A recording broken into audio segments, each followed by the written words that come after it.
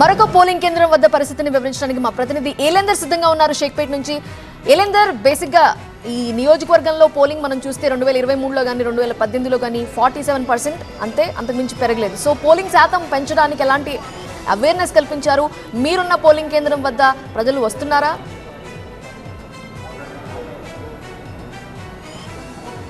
Right, 7 గంటలకైతే polling start అయింది. ప్రస్తుతం జూబ్లీహిల్స్ ఉప ఎన్నికలో భాగంగా షేక్పేట్ డివిజన్లో 70 పోలింగ్ స్టేషన్లు ఉన్నాయి. అందులో ముఖ్యమైనటువంటి 3 పోలింగ్ స్టేషన్లు ఉన్నటువంటి ప్రాంతంలో ఉన్నాం. ఇంటర్నేషనల్ స్కూల్ అంటారు.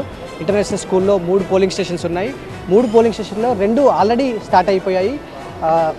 ఓటర్లు అయితే వచ్చి ఓటు హక్కును వినియోగించుకుంటూ వెళ్ళిపోతున్నటువంటి పరిస్థితి కనిపిస్తుంది. లైన్లలో ప్రస్తుతం మనం విజువల్లో చూస్తున్నాం. ఇటు పోలింగ్ అధికారులు, పోలింగ్ ఏజెంట్లు, ఓటర్లు అంతా నిండిపోయినటువంటి పరిస్థితి కనిపిస్తుంది. కానీ 2 పోలింగ్ స్టేషన్లు ఇక్కడ ఓటింగ్ జరుగుతుంటే 30వ పోలింగ్ స్టేషన్ దగ్గర ఈవీఎంలో టెక్నికల్ ఇష్యూస్ రావడంతో ఓటింగ్ అనేది ఆగిపోయినటువంటి పరిస్థితి. ప్రస్తుతం ఇంకా స్టార్ట్ అవ్వలేదు అనేది ఓటర్లు ఆగ్రహం వ్యక్తం చేస్తున్నటువంటి సిచ్యువేషన్ అయితే కనిపిస్తుంది. చాలామంది ఓటర్లు 30వ పోలింగ్ స్టేషన్ బయట వెయిట్ చేస్తున్నాం. ప్రస్తుతం మన విజువల్లో ఎక్స్క్లూజివ్గా చూస్తున్నాం స్క్రీన్ పైన. జూబ్లీహిల్స్ ఉప ఎన్నిక షేక్పేట్ డివిజన్లో ఉన్నటువంటి 30వ పోలింగ్ స్టేషన్ ఇది. దాదాపుగా 70 పోలింగ్ స్టేషన్లో ఇది 30వది. సో ఈ 30వ పోలింగ్ స్టేషన్ దగ్గర ఉన్నటువంటి పోలింగ్ బూత్లో ఇక్కడ ఓటింగ్ అనేది ఆగిపోయింది. టెక్నికల్ ఇష్యూస్ కారణంగా ఓటింగ్ ఆగిపోయినట్టుగా అధికారులు చెప్తున్నారు. ఇక్కడ ప్రస్తుతం మనం చూడొచ్చు, టెక్నికల్గా మనం చూస్తున్నాం. పోలింగ్ అధికారులు ఎవరైతే ఉన్నారో, presiding officer, polling officer, other polling officer అందుబాటులో ఉన్నారు. ప్రతి పోలింగ్ కేంద్రం వద్ద అన్నారు, తగిన ఏర్పాట్లు చేశామన్నారు. ఎందుకని ఇలాంటి సిచ్యువేషన్ వచ్చింది? టెక్నికల్ ఇంజనీర్లు ఉన్నారా లేరు అక్కడ?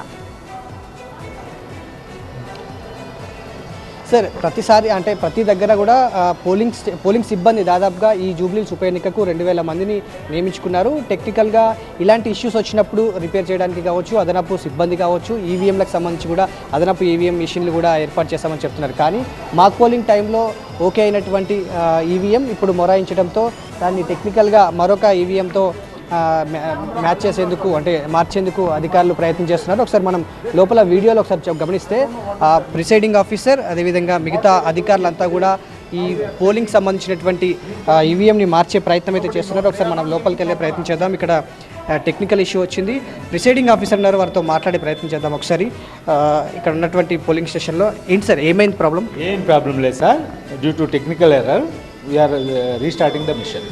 మామూలుగా ఈవీఎంలో ఎక్స్ట్రా ఈవీఎంస్ కావచ్చు, టెక్నికల్ సిబ్బంది కూడా అందుబాటులో ఉంటారు కదా, ఎందుకు లేట్ అయింది? 7 o'clock స్టార్ట్ కావాలి. మాక్ పోలింగ్లో స్టార్ట్ అయితే ఎర్రర్ అని వచ్చింది, దాన్ని రెక్టిఫై చేస్తాం. మాక్ పోలింగ్లో ఓకే అయింది సార్? మాక్ పోలింగ్ ఓకే అయింది, ఏజెంట్స్ కూడా చూశారు. మీరు అవసరం అయితే అడగండి.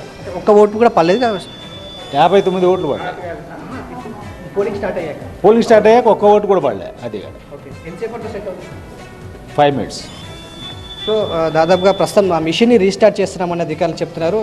మాక్ పోలింగ్లో దాదాపుగా 50 ఓట్లు పడిపోయాయి, 59 ఓట్లు పడ్డాయి. సో అవన్నీ రేజ్ చేసి మళ్ళీ పోలింగ్ స్టార్ట్ చేసిన క్రమంలోనే ఈ టెక్నికల్ ఇష్యూ వచ్చిందనేది అధికారులు చెప్తున్నారు, ప్రిసైడింగ్ ఆఫీసర్ చెప్తున్నారు. దీనికి సంబంధించి మరొక 5 నిమిషాల్లో ఈ ఇష్యూని క్లియర్ చేసేసి మళ్ళీ ఓటింగ్ ప్రారంభిస్తామని చెప్పేసి అధికారులు చెప్తున్నారు. సో ఆ ఓటర్లు అయితే ప్రస్తుతం మనం చూస్తున్నాం కదా, ఓటర్లు అంతా కూడా బయట వెయిట్ చేస్తున్నటువంటి సిచ్యువేషన్ అయితే కనిపిస్తుంది.